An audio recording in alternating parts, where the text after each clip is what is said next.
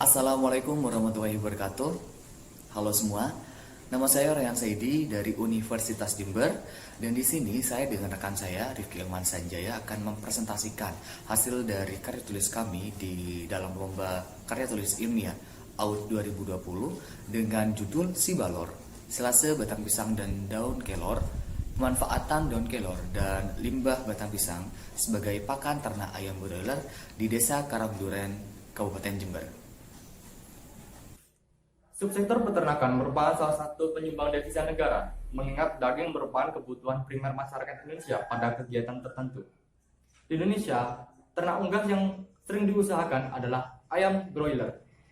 Jawa Timur merupakan produsen ayam broiler kedua setelah Jawa Barat, yang mana pada tahun 2018 produksinya mencapai 228 juta menurut BPS tahun 2018. Batang pisang merupakan salah satu limbah industri dari perkebunan. Menurut Rukmana tahun 2001 bahwa batang pisang memiliki potensi untuk dikembangkan atau dimanfaatkan sebagai pakan ternak.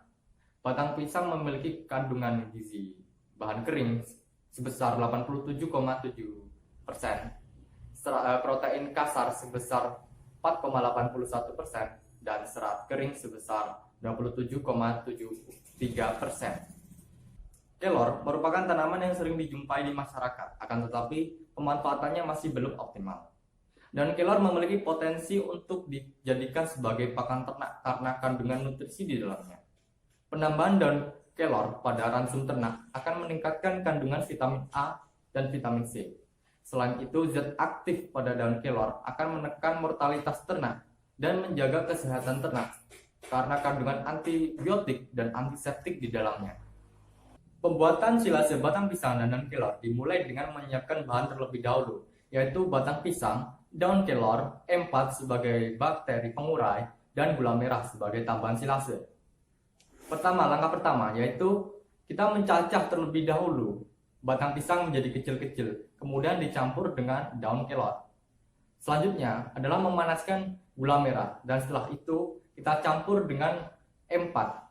Setelah semua itu selesai, maka keempat bahan tersebut kita campur menjadi satu dan dimasukkan ke dalam wadah yang kedap udara. Fermentasi dilakukan selama 14 sampai 30 hari. Semakin lama fermentasi dilakukan, maka hasil dari pakan tersebut akan menjadi lebih baik. Pada pembuatan silase, fermentasi yang dilakukan menggunakan teknik anaerob, yang mana dilakukan pada kondisi kedap udara. Fermentasi anaerob bertujuan agar menekan aktivitas mikroba yang tidak diinginkan, sehingga dapat menjaga kualitas silase yang dihasilkan. Baik, Dewan Juri dan rekan-rekan yang ada di rumah, di dalam penentuan pakan ayam broiler, kita harus memperhatikan ransum ataupun nutrisi yang dibutuhkan untuk mendapatkan pertumbuhan yang optimal pada ayam broiler. Nah, di dalam hal ini sudah terdapat gambaran di dalam Peraturan Menteri Pertanian Nomor 31 Tahun 2014 mengenai nutrisi yang dibutuhkan oleh ayam broiler.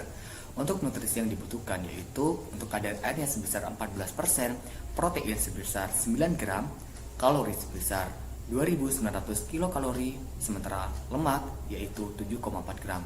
Dengan memperhatikan nutrisi ini, kita akan mendapatkan pertumbuhan ayam broiler yang optimal. Kami melakukan wawancara di Desa Karangduren, Kabupaten Jember, di 2 peternak ayam broiler. Baik, di dalam paper kami telah melakukan 3 analisis yang digunakan untuk melihat potensi ataupun keuntungan di dalam usaha pakan ternak Si Balor. Yang pertama adalah analisis usaha ataupun analisis kelayakan. Pengertiannya yaitu perbandingan antara pendapatan dengan pengeluaran di dalam usaha, yang dalam hal ini adalah usaha pakan ternak Si Balor. Untuk nilai yang kami dapatkan untuk analisis kelayakan usaha ini yaitu 1,27, yang mengartikan bahwasanya analisis yang lebih dari 1 dapat dikatakan layak untuk dilakukan keberlanjutan program. Dan untuk pendapatan yang didapatkan oleh peternak dalam satu ekor ayam yaitu sebesar 10.708 yang telah kami lakukan perhitungan di dalam paper yang terdapat di dalam tabel analisis kelayakan. Untuk analisis kedua yaitu analisis nutrisi. Nah, di dalam analisis nutrisi di sini kami telah melakukan uji laboratorium di Politeknik Negeri Jember pada tahun 2019. Untuk nutrisi yang terdapat di dalam Sibalor sudah memenuhi standar nasional Indonesia yang terdapat di dalam Peraturan Menteri Pertanian Nomor 31 Tahun 2012. Nutrisi yang terdapat di dalam Sibalor yaitu untuk air sebesar 9,22%, untuk abu 4,88%, untuk lemaknya yaitu 5,1%, dan untuk protein ini yang paling tinggi ternyata untuk proteinnya yaitu sebesar 22,68%. Dan ini lebih tinggi dibandingkan dengan SNI yang terdapat di Peraturan Menteri Pertanian tersebut, dan karbohidratnya yaitu sebesar 58,11%. Untuk nutrisi yang terkandung di dalam Sibalor ini tentu saja sangat dibutuhkan oleh ayam broiler untuk melakukan pertumbuhan optimal dan mendapatkan daging yang lebih baik. Analisis ketiga yang kami lakukan di dalam usaha pakan ternak ayam broiler yaitu analisis SWOT, Strength, Weakness, Opportunity, and Threats, atau melihat dari kekuatan, kelemahan, peluang, serta ancaman dari usaha yang dilakukan di dalam hal ini yaitu usaha Sibalor.